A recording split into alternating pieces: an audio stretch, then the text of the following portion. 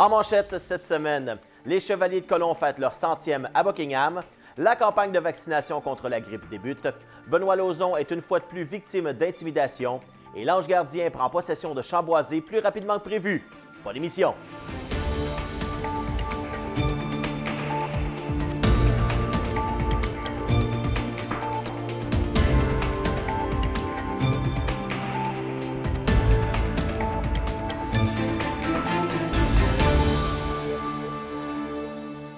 Bienvenue à InfoMag. Les Chevaliers de Colomb de Buckingham fêteront leur 100e anniversaire le 30 novembre prochain. Pour commémorer l'occasion, une soirée est organisée à leur salle située sur la rue des Pins. Nous avons rencontré Claude Masson, grand chevalier, et l'ancien député et aussi chevalier depuis plus de 50 ans, Norman McMillan. Moi, dans mon cas, ça m'a donné une base extrêmement importante dans ma vie politique parce que c'est un groupe, c'est des gens, tu apprends à travailler ensemble, tu apprends à devenir un leader du mieux que tu peux. C'est un mélange de toutes sortes de gens. Les Chevaliers de Colomb, c'est des gens qui travaillent dans toutes sortes de choses. M. McMillan évoque également le bâtiment des Chevaliers de Colomb. Si ces murs pouvaient parler, ils auraient de nombreuses histoires à raconter. L'édifice a été le théâtre de nombreux rassemblements de genres différents. Il se souvient d'ailleurs de quelques-uns. Tu sais, j'appelle ça un monument, mais la salle des Chevaliers de Colomb, quand tu dis à quelqu'un, c'est où la salle des Chevaliers? Tout le monde sait, c'est la rue des Pins, puis que ça participe, puis c'est une belle salle. Les gens, il y a eu beaucoup de monde qui sont mariés ici, il y a eu des stags, il y a les fameux bingo à toutes les semaines. Alors, ça laisse une marque, puis 100 ans, être capable de célébrer ça, bien, c'est spécial. Les 100 dernières années n'ont pas toujours été roses. Bien qu'ayant connu des années fastes, les Chevaliers de Colomb ont eu quelques années difficiles. La salle ne se louant plus aussi souvent, les revenus étaient à la baisse et le manque d'argent se faisait sentir lors des échéances de taxes municipales. Les Chevaliers de Colomb, il y avait des années qu'ils avaient de la misère à payer leurs taxes municipales parce que la salle ne se voit plus, les gens ne se mariaient plus à un moment donné. Il n'y avait plus de fonds qui rentraient régulièrement. Des gens comme M. Bisson, qui est ici, a travaillé fort pour tenir ça à aller longtemps. Mais depuis, je dirais, 7-8 ans, ils n'ont plus de problème. Premièrement, ils ont été chanceux. Depuis 2 ans ou 3 ans, ils n'ont plus de taxes à payer sur ça. C'est 16 000 par année. Alors, juste ça, comme donner un coup à pouvoir continuer à travailler et à pouvoir donner plus d'argent dans la communauté. Le gouvernement, en faisant ça, c'est énorme l'aide que ça a donné. Ça enlève cette pression-là aux gens de faire des activités et ramasser 16 000 $. La saison d'automne rime aussi avec le début de la saison de la grippe. Comme chaque année, les personnes jugées à risque sont priées d'aller se faire vacciner afin d'éviter les complications du virus de l'influenza. Comme nous l'explique la Dr Mélanie Lacasse de la Coop Santé de Buckingham, certaines parties de la population précise sont encore une fois ciblées. En fait, pour la vaccination pour la grippe, donc pour l'influenza, on recommande que toute personne qui a une maladie chronique soit vaccinée, peu importe l'âge. Aussi, les personnes, évidemment, qui ont en haut de 75 ans, les femmes enceintes au 2e et 3e trimestre de la grossesse, et les personnes qui sont également en contact avec une personne qui a une maladie chronique, afin de protéger ces personnes-là. Les personnes des groupes ciblés ne doivent pas tarder à se faire vacciner étant donné que la formation d'anticorps prend un certain temps avant d'être vraiment effective. Dr Lacasse nous recommande de le faire le plus rapidement possible si on veut avoir une protection efficace le temps venu. Habituellement, on va recevoir notre vaccin, puis graduellement, notre corps débute les anticorps. Fait que c'est quand même assez rapide. Et de là, la raison pourquoi que les gens vont dire « j'ai l'impression comme si j'avais une grippe », mais c'est correct. C'est que votre corps est en train de produire les anticorps et il fait, dans le fond, une réaction pour que nos anticorps puissent être présents lorsqu'on va recevoir un possible contact avec l'influenza. Fait qu'habituellement, à l'intérieur de 2 semaines, on commence déjà à avoir une bonne protection là, contre l'influenza. La procédure pour recevoir le vaccin est quand même assez simple. Dr Lacasse nous mentionne que le début de la campagne est le 2 novembre. Voici donc comment recevoir le vaccin dans les jours et les semaines qui suivent. On commence la campagne ici à la Coop à partir, dans le fond, du 2 novembre. On va avoir 2 week-ends, le samedi et le dimanche, où est-ce que les gens peuvent se présenter sans rendez-vous pour obtenir un vaccin pour la grippe. Et également, durant les 2 prochaines semaines, tous les jours, il va y avoir aussi des moments dans la journée qui sont déjà publiés, affichés également sur notre site Web pour pouvoir recevoir le vaccin. Vous avez seulement à vous présenter, puis on va vous vacciner contre la grippe. C'est une histoire qu'on croyait sur le point de se terminer. Cependant, samedi dernier, les voisins du maire de Tursault, Benoît Lauzon, ont aperçu Donald Beaune sur le terrain de ce dernier. Après une enquête de la Sûreté du Québec, M. Beaune a de nouveau été arrêté, cette fois-ci pour bris d'engagement. Il lui est pourtant interdit de se trouver sur la propriété de M. Lauzon. Pourtant, le maire de Tursault s'explique mal pourquoi M. Beaune lui en veut autant. Aucune idée, aucune idée. J'ai jamais eu des problèmes personnels avec cet individu-là, puis on n'a jamais eu de dossier litigieux entre la municipalité ainsi que lui. Fait que j'ai aucune idée ce qu'il veut à ma famille.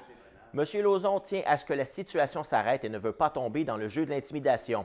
Lors de son passage au palais de justice de Gatineau, M. Beaune lui a lancé un regard très froid, ce qui n'a pas eu l'air d'impressionner Benoît Lauzon. D'autres conditions ont été imposées à M. Beaune, dont ne plus se trouver sur le territoire de Tursault. Il sera donc hébergé chez un membre de sa famille à Gatineau, en plus de devoir verser une caution de 1 000 $. Quand il a passé devant le juge hier, il aura passé devant le juge aujourd'hui. Hier, ça a bien été, le juge l'avait remis à ce matin. Il m'a fait un regard froid. Par contre, regarde, moi, j'embarque pas dans ce jeu-là. On va laisser la justice traiter ce dossier-là. Je pense qu'on a fait confiance à la Sûreté du Québec depuis le début. Puis c'est ce qui est important. Moi, je ne veux pas embarquer dans ce jeu-là. Je veux juste m'assurer que ma famille est en sécurité. M. Lauzon en a profité pour confirmer qu'il avait la ferme intention de se représenter pour un 3e mandat, lui qui a aussi beaucoup d'autres fonctions à l'extérieur de la mairie. Il tient à dire que ce n'est pas à M. Beaune ou tout autre individu de décider de la carrière d'un élu.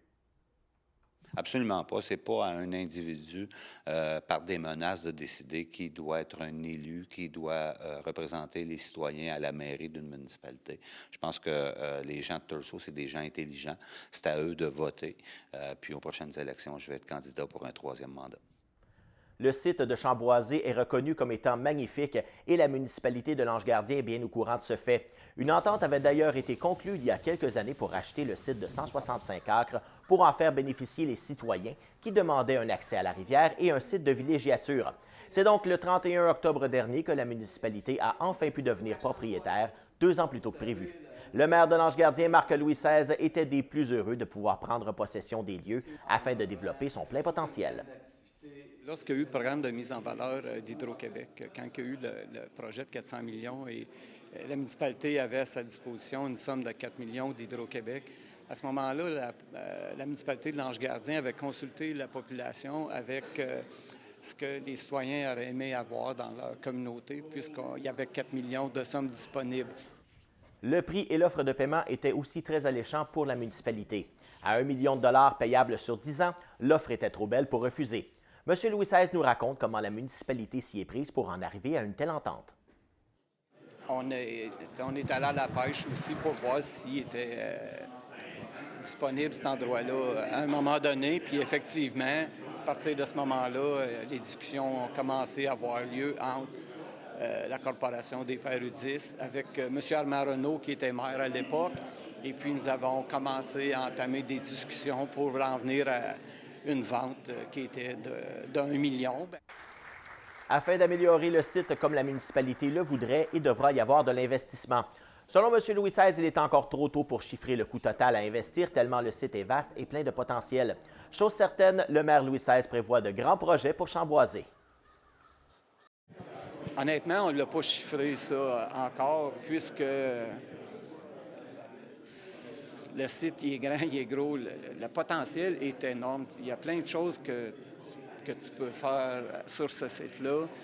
À chaque endroit sur le site, quand que tu vas marcher, tu te dis « Wow, à cet endroit-là, il y a telle chose qui pourrait se passer. » L'hiver n'est pas encore arrivé, mais il cogne déjà à notre porte. Il est grand temps de penser aux pneus et à l'entretien de votre véhicule pour passer à travers la saison froide. Nous avons rencontré quelques garagistes qui nous ont prodigué quelques conseils. Nous avons tout d'abord parlé de pneus avec Éric Saint-Jacques du garage du même nom, situé à l'Ange-Gardien. Il faut regarder, il y a beaucoup de marques chinoises qui sont apparues, OK, que ça, ils sont pas... C'est parce que le rubber, il n'est pas conforme à nos températures ici.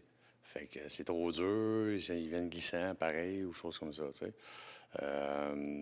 Je dirais, rester dans les marques reconnues, puis pas avoir un pneu trop usé non plus. Il y a quelques avantages à ajouter des crampons métalliques à ces pneus. Il faut cependant demeurer prudent. M. Saint-Jacques nous rappelle les conseils de base lorsqu'on désire avoir ce genre de pneus. La grippe sur la glace, la tenue de route, mais il faut toujours rester prudent, pas devenir chauffeur comme en été, mettons. Là, on n'est pas à l'épreuve de tout. Là, ça va juste aider et non contrôler. Là. Il n'y a pas que les pneus à surveiller. Afin de bien préparer sa voiture à passer à travers l'hiver, un bon entretien général est aussi de mise. À ce sujet, nous avons rencontré François Larose, aviseur technique chez Major Pneus et Mécanique de Buckingham. Bien, c'est sûr, nous, on a une liste d'inspections, dans le fond, qu'on fait sur chaque véhicule en général. C'est sûr que si vous demandez une inspection, on peut vous la faire. Ce qu'on regarde, c'est en gros les freins. On va regarder l'échappement du véhicule, si tout est beau. La direction, suspension, c'est aussi important. Puis, les pneus avant de les poser. Vraiment, si ton pneu est plus bon pour l'hiver, on va te le dire en partant. C'est une des choses qu'on officie. Les voitures modernes possèdent beaucoup d'équipements électroniques, ce qui en demande de plus en plus aux batteries et au système de charge. Il est donc important de faire vérifier sa batterie, à savoir si elle pourra faire démarrer votre voiture par temps froid. Les véhicules tirent beaucoup, je vais le dire comme ça, tirent du jus, tirent de la batterie qu'ils ont besoin pour faire fonctionner tout. Les tableaux de bord, l'ordinateur dans l'auto. Ce qui fait que vous allez avoir besoin de faire vérifier votre batterie, je dirais, au moins une fois par année ou aux 2 ans. Une autre chose à surveiller est bien évidemment la direction. Avec les nombreux trous qu'il y a dans les rues au fil de l'hiver, votre véhicule pourrait subir des bris. Il est donc important d'être attentif à toute anomalie et en faire part à votre mécanicien le plus rapidement possible. Je dirais la direction, encore là. Vous allez pogner des trous qui vont faire en sorte que votre direction va juste lousser, puis c'est là qu'il crée des bris. Ou vraiment juste être plus aligné. En terminant, nous passerons dans la nuit de samedi à dimanche à l'heure normale de l'Est. Il est donc important de s'assurer de reculer l'heure. Le service des incendies de la ville de Gatineau recommande également de faire la vérification de la pile des détecteurs de fumée et la changer, afin d'être certain de leur bon fonctionnement. C'était les nouvelles. Après la pause, nous passons en entrevue avec quelqu'un qui n'est pas étranger à la TVC, Mathieu Daou. Est-ce que tu sais à combien papa peut rouler dans les quartiers de Gatineau? Ben oui, jusqu'à un maximum de 40 km/h. T'es bien bon, toi. Tu veux-tu une vraie glisse? Ben oui. T'aimes ça, la vraie glisse, toi? Oui, vraiment. Maison. École! Papa, c'est 30 km/h autour des écoles. OK, papa, maintenant tu peux aller à 40 km/h.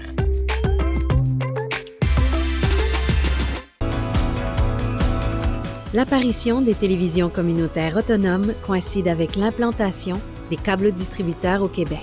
Le Conseil de la radiodiffusion et des télécommunications du Canada souhaitait à cette époque que les ondes soient partagées avec les citoyens. C'est donc par obligation et par la réglementation de cette instance qu'ont vu le jour les canaux communautaires. Elles ont su s'adapter à l'ère du temps pour proposer du contenu touchant à toutes les clientèles, et ce, depuis près de 40 ans. Ainsi, les citoyens ont désormais la chance d'accéder et de participer aux débats de société. Les TCA ont pour mission d'encourager la participation des différents milieux auprès des médias locaux et de représenter les membres qui composent sa communauté. L'accessibilité à un contenu télévisuel qui les concerne directement reste encore à ce jour l'élément le plus important pour les citoyens de la province. Nous pouvons dire sans hésitation que les canaux communautaires sont des médias de proximité.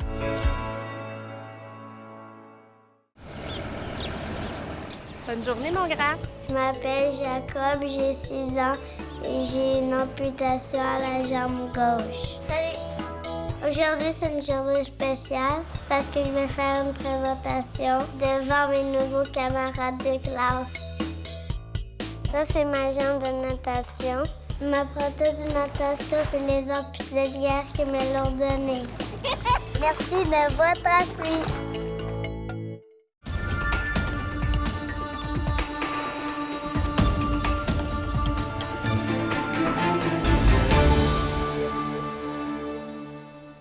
Eh bien, on l'a attrapé alors qu'il s'en allait de Gatineau aller jusqu'à Montebello. Mathieu Daou, bonjour, bienvenue. Bonjour Sylvain. Ça doit faire spécial de se retrouver dans l'ancien studio. C'est particulier de se trouver de ce côté-ci de la table. J'étais à ta chaise pendant quand même 2 ans. C'est quand même plaisant que ce soit toi qui poses les questions, que je dois y répondre. Ça n'arrive pas souvent. Je dois t'avouer que je ne suis pas 100% à l'aise, mais en tant que journaliste, je pense que c'est important de se prêter au jeu. Et là, tu as pris une décision qui en a surpris plusieurs. Tu es parti du réseau TVA pour retourner au Journal des Deux-Vallées comme directeur de l'information.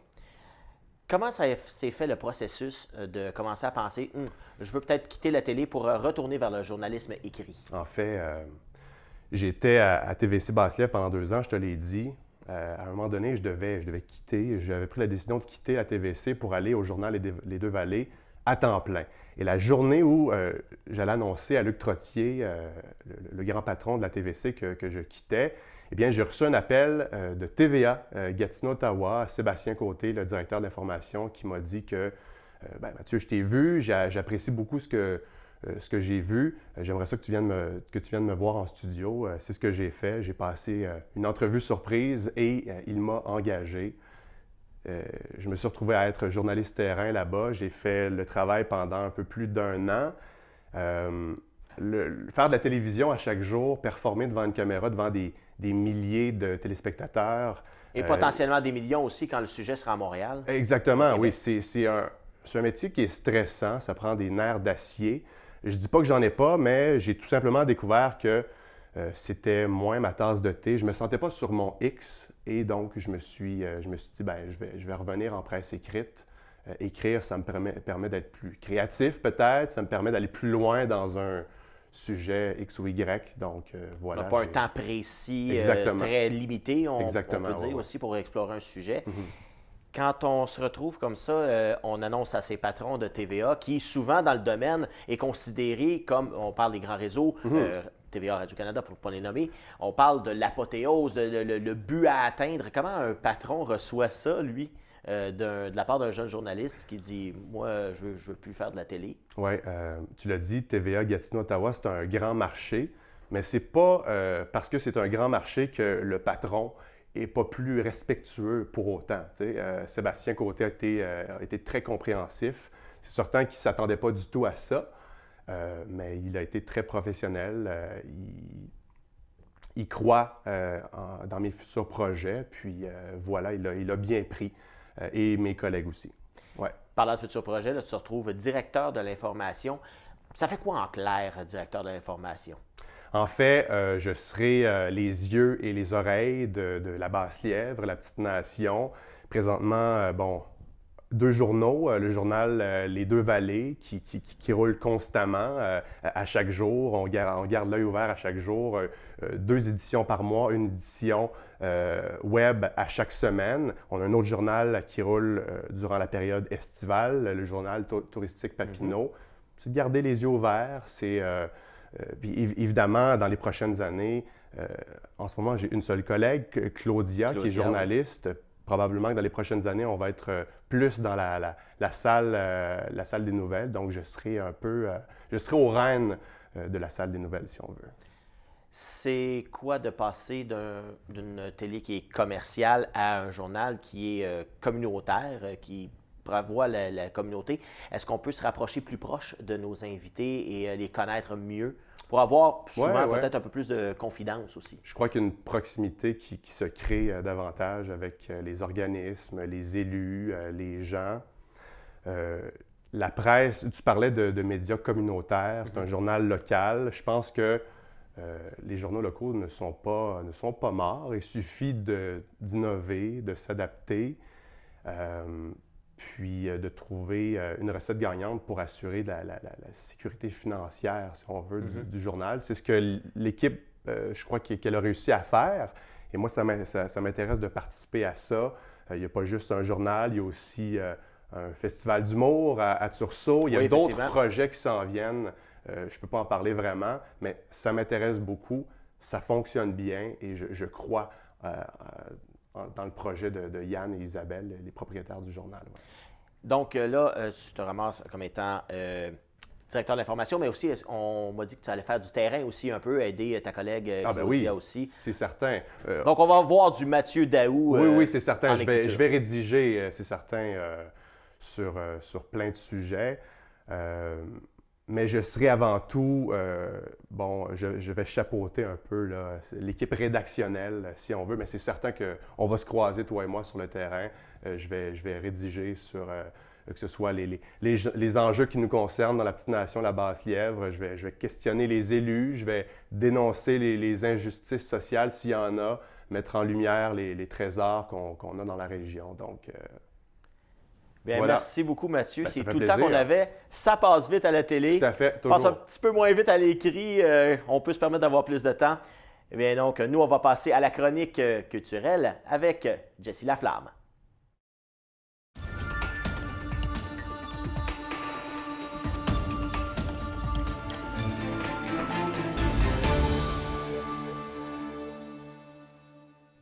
En ce 1er novembre, on retrouve Jessie Laflamme, chronique culturelle. Bonjour Jessie. Bonjour Sylvain. 1er novembre, l'Halloween est passé. Oui. On n'embarquera pas sur le sujet par contre Non. cette année.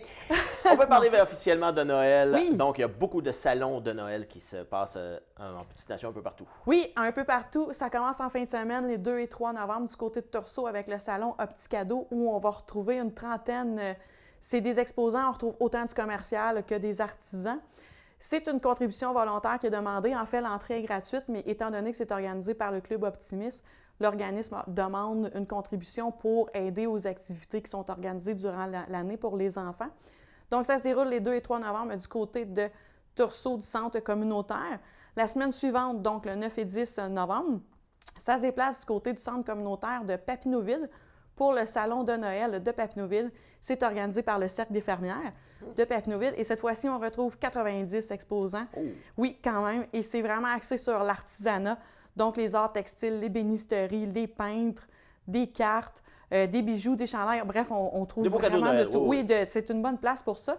Et la semaine suivante, là, on se déroule à Ripon. On se déplace à Ripon pour le Salon des métiers d'art de Ripon. C'est la 24e année que c'est organisé. C'est vraiment une tradition. Et la particularité, c'est que ça se déroule dans le centre communautaire de Ripon, mais lequel est vraiment tamisé pour une ambiance vraiment chaleureuse. Oh. Oui, non, c'est vraiment agréable. Il y a Très bien pensé. Oui, c'est bien pensé, puis il y a possibilité de manger sur place aussi. Donc, ça se déroule cette fois-ci du 16 au 17 novembre. Du côté du centre communautaire, une trentaine d'exposants. Et ils sont vraiment sélectionnés là, pour la qualité. Donc, là aussi, c'est un bon endroit. La crème de la crème. La crème de la crème. Et ensuite, c'est du côté de Saint-André-Avelin pour l'exposition Petit format, gros cadeau.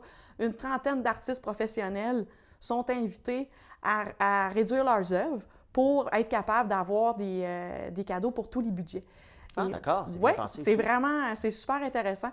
Donc, c'est vraiment des œuvres artistiques à des prix là, différents pour pouvoir combler tous les portefeuilles. Et ça se déroule du 30 novembre au 22 décembre du côté de Saint-André-Avelin. Et on ne connaît pas encore toute la liste d'artistes qui seront là. Donc, c'est à suivre là, au courant des prochaines semaines. Chose certaine, il va y en avoir pas mal. Oh, il va y en avoir pas mal. C'est un appel de candidature, donc c'est assez populaire. On s'en va maintenant se promener et on va faire une promenade gourmande Oui. dans la petite nation. Mais tant qu'à se déplacer pour aller chercher des cadeaux de Noël, pourquoi pas en profiter pour déguster? On sait, manger, c'est toujours intéressant. Ça me parle.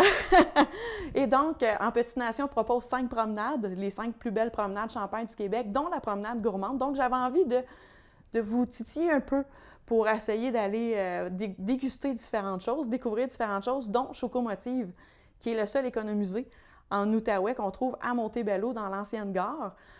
Donc, qui n'aime pas le chocolat? En fait, c'est très rare. J'en connais pas beaucoup. Moi non plus. Côté fromagerie Montebello, la fromagerie Montebello a gagné son fromage L'Adoret, qui est un fromage à pâte molle, a gagné un prix récemment au Québec. Donc, très populaire, ça vaut le détour aussi. Et pourquoi pas compléter tout ça avec une bonne bière, des brasseurs de Montebello, qui offre une dizaine de variétés. Donc, possiblement, il y en a une qui va être bonne au goût de chacun. Effectivement. On retrouve aussi plusieurs restaurants à Montebello, dont le Chantignol qui est au Fermont, le Château Montebello. On a le bistrot, le Napoléon, le Zouk, le Café du bistrot. On en a quand même beaucoup. Le café entre amis aussi. Ensuite, pourquoi pas se déplacer vers Ripon pour des fromages conçus à partir de lait de brebis de la Folie Bergère, avec des noms très originaux, dont le Foufou Feta. Ils s'amusent beaucoup avec les noms de leurs produits. Petit détour vers Saint-André-Avelin, où on retrouve des dépanneur de bière spécialisé Brasse Camarade, qui vend plusieurs produits de ferme du territoire, donc de la boucherie, des saucisses, un peu de tout. Et Fred et Véronique sont des experts là, pour marier les différents repas avec des boissons. Et encore une fois, Saint-André, plusieurs restaurants, dont le Café du Bistrot, qui est un incontournable avec sa pizza four à bois. On a la Tocade, le Vieux-Chalon, le Dallo, bref. Je suis convaincue que chacun peut trouver... Il y a une offre très importante. Une offre très importante et très intéressante. On passe maintenant avec un spectacle d'une artiste que je ne connais pas beaucoup, Céleste Lévy. Oui, en fait, elle était ex-demi-finaliste de La Voix en 2015. Ah, voilà. Oui, elle est âgée de 24 ans, elle est native de Timmins, en Ontario, et sa tante possède un chalet à Saint-André-Avelin. Et ça tombe bien parce que dans sa philosophie, Céleste Lévy est très consciente que c'est pas tout le monde qui fait 1 heure ou 2 heures de route pour faire des spectacles. Effectivement. Donc, décide de venir en région du côté du pub Saint-André le 9 novembre prochain. Elle va présenter des chansons de son dernier album, Donne-moi le temps. Elle s'inspire beaucoup de son quotidien, de ce qu'elle vit. Et c'est une fille très positive. Donc, ses chansons ont souvent un message d'espoir. Et en fait, si elle s'est lancée dans la musique, c'est à l'âge de 13 ans parce qu'elle souffrait d'une maladie congénitale qui l'empêchait de pratiquer du sport. Donc, elle s'est tournée vers la musique et pour elle, rien n'arrive pour rien. Bref, finalement, c'est une bonne chose quand on dit qu'elle porte beaucoup d'espoir. Elle a fait la première partie de Francis Cabrel lors de sa tournée québécoise en 2016, oui. Et elle travaille présentement à son prochain album et elle fait une tournée là, au Québec. Et Ginette Trépanier qui nous parle de la famille Blais. Oui, la famille Blais qui est native de Petite Nation, en fait, ont reçu le record de la longévité, un record Guinness. 16 enfants qui sont toujours vivants, ce qui totalise 1203 ans d'existence. C'est pas rien. C'est vraiment pas rien, oui. Quand même, et Ginette Trépanier s'est penchée sur leurs souvenirs de cette famille de la Presqu'île à Plaisance. Elle publie, dans son roman de saison en saison, une vie. Et elle s'est penchée surtout sur l'histoire de Pierre qui a vécu une maladie qui est incurable, mais qui, grâce au docteur Guy Sauvageau et l'équipe de l'Institut de recherche en immunologie, en cancérologie, ils ont fait suivre un traitement expérimental avec une greffe de moelle osseuse et il s'en est sorti. Et depuis 10 ans, la famille Blais organise un tournoi de golf pour amasser des fonds. Donc, Mme Trépanier s'est vraiment penchée sur le côté patrimoine, mais aussi de la génétique et de la recherche, parce que grâce à cette famille-là, il y a plusieurs recherches qui ont été faites au Québec. Et elle sera le 2 novembre à 13h30 à Papineauville pour discuter à la bibliothèque, pour discuter de son livre et de son histoire. Alors, on parle de Twist aussi, qui fait une retraite d'automne. Oui, petit rappel rapide, du 8 au 10 novembre, ça se déroule du côté du manoir Montpellier. C'est une fin de semaine entre pensionnés de fibres et des arts textiles, donc ils auront la chance de vivre plusieurs choses, donc un mini-marché Twist, une discussion portant sur l'inclusion et la diversité, 3 ateliers, ainsi qu'ils assisteront à une conférence sur l'histoire du tricot du Canada. Et en terminant, une activité parade de tracteur. Oui! Ça va avoir lieu à Plaisance. Oui, c'est la 2e année que ça se fait et ça a connu un fort succès l'an dernier. C'est pourquoi je voulais juste vous partager la date. C'est le 7 décembre prochain du côté de Plaisance.